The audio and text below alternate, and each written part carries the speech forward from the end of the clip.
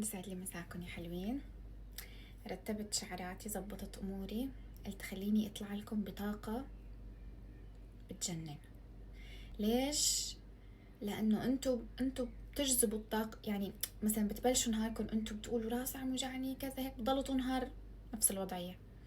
بس اذا بتغيروا وبتقولوا لا انا صرت احسن، واو واو شوفوا حسيت نفسيتي صارت احسن، انتو عن جد بتصيروا احسن لو انتو مش احسن.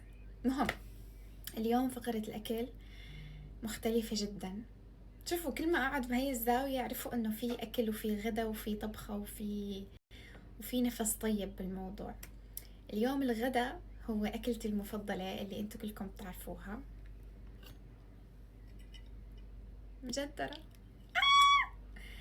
شوفوا والله العظيم يعني أنا عشقي للمجدرة مش طبيعي، مش إشي طبيعي، ومش حي الله مجدرة، بس المجدرة اللي بتعملها أمي بس واو.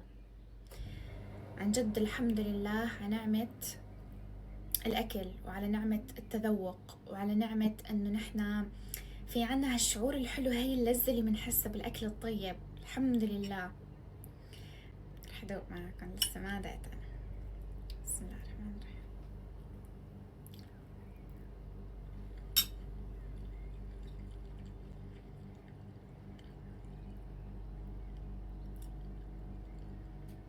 كمان الأمل أنا عارف الطعمة بالضبط.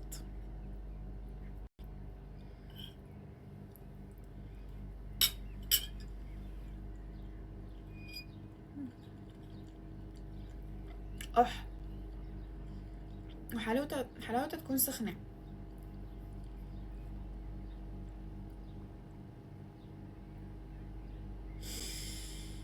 أمان أمان أمان.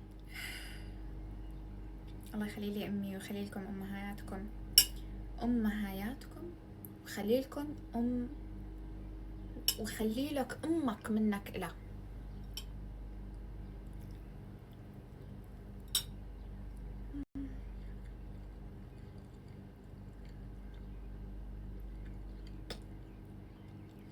شكرا جزيلا.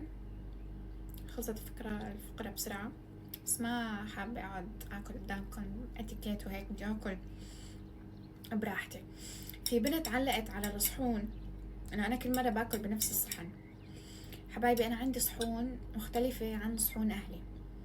أنا عندي صحون خاصة إلي، وأهلي عندهم صحون خاصة لهم. ليش؟ لأنه أنا الصحون تبعي ما بستخدم، يعني ما بنحط فيهن لحمة، وما بخلي حدا يقرب على صحوني.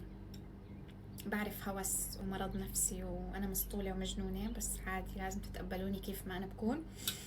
فأمي لأني كتير بشمشم الصحن، فأمي اختصرت الموضوع وجابت لي صحون خاصة إلي، خاصة فيني. فمشان هيك أنا عندي هدول الصحون، مش كل العيلة بتستخدمهم، بس صحوني الخاصة فيني. بس أصلا ما بعرف ليش علقت على صحون هالبنت، وشي عادي يكون مثلا كل البيت عنده صحون خضرة أو زرقاء، هذا اللون ما بعرف شو هو لون شو. جبت لون مميز لأنه صحونهم بيضة وأنا صحوني هذا اللون. بس إنه عادي يعني انتو كل صحن بالبيت عندكم لون مثلا، إنه عادي. بس منيح سألت مشان أحكي لكم هالموضوع الجديد عني الخطير.